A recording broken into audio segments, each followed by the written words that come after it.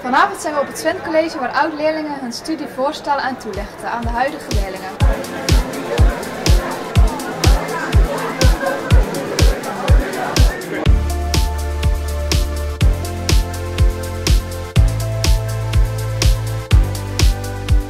Waarom wordt deze avond georganiseerd? Het is een aanvulling op de informatie die ze krijgen bij open dagen. Oud-leerlingen komen vertellen hoe de opleiding nou echt in elkaar zit. Dat zijn de deskundigen bij uitstek. En hoe is deze avond tot stand gekomen? We hebben alle leerlingen, oud-leerlingen die in het tweede, derde of vierde jaar van HBO of universiteit zitten aangeschreven via de ouders. Ik kreeg 100 mails binnen en zo hebben ze geïnformeerd.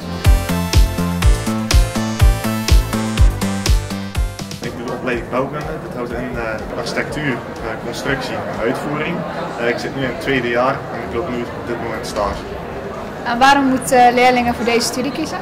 Ik vind het een heel leuke studie. Het is een hele brede opleiding. Je kunt verschillende richtingen op. En het is veelzijdig. Is het Sven College een goede voorbereiding op deze studie? Zeker een goede voorbereiding. Ik heb er veel geleerd. Veel dingen komen ook terug. En ik heb ook goed leren plannen wat van groot belang is deze studie. Welke studie leg jij toe op deze avond? Ik leg de studie militaire bedrijfswetenschappen toe. Ik zit nu bij de geneeskundige dienst bij de landmacht. En om officier daar te worden bij een lang model moet je deze studie volgen. En wat houdt deze studie dan precies in? Het is vooral logistiek. Dus het leren omgaan met bestuursdingen. Bestuurskunde krijg je heel veel, net zoals op gewone civiele studies krijg je bestuurskunde, logistieke bevoorrading, alles zulke dingen. Maar dan met een militair tintje. Dus alle voorbeelden worden bij ons bijvoorbeeld uitgelegd met een militair voorbeeld. En wij krijgen dan ook nog bijvoorbeeld extra militaire studies, zoals militaire recht, al die dingen, zodat we wel als officier weten waar we aan toe zijn. En waarom moeten leerlingen dan juist deze studie kiezen? Ja, als jij geneeskundige dienst, net zoals mij, wilt doen, dan kies je voor deze studie omdat het gewoon nodig is. Je hebt logistieke ervaring nodig, je moet weten bestuurskunde, je moet weten hoe je met mensen wil omgaan.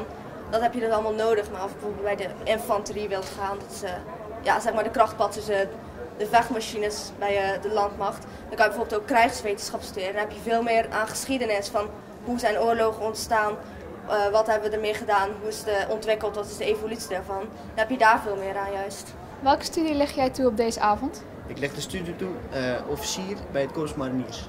En wat houdt deze studie in? Dat houdt in dat je wordt opgeleid tot tweede luitenant bij het Korps Mariniers. En dat betekent dat je pelotonscommandant wordt. En dat betekent dus weer leiding geven aan een mannetje of 30 in het veld. En waarom moeten andere leerlingen deze studie kiezen? Omdat het een hele uitdagende studie is. Het is ook een heel uitdagend beroep. Het is fysiek heel zwaar. Het wordt gewoon echt, het uiterste wordt van je gevraagd. En wie echt een goede uitdaging zoekt, die moet deze studie doen.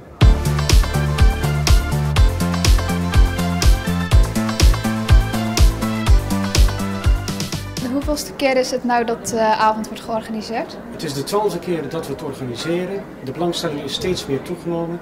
En dus elke oud-leerlingavond komen er zo'n 100 oud-leerlingen. En wie heeft er nou eigenlijk allemaal baat bij zo'n avond? De leerlingen van nu die krijgen precies de exacte informatie hoe een vervolgopleiding in elkaar zit. Wat er goed aan is, maar ook wat er minder aan is. En voor de oud-leerlingen zelf dan?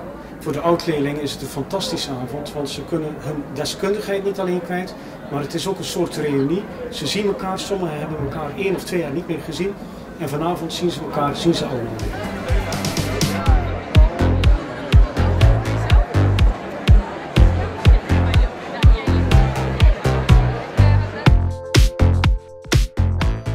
Weet je al welke opleiding je wil gaan doen? Ja, rechten. Waarom wil je deze opleiding doen dan? Omdat het me gewoon heel interessant lijkt. En waarom lijkt het je zo interessant?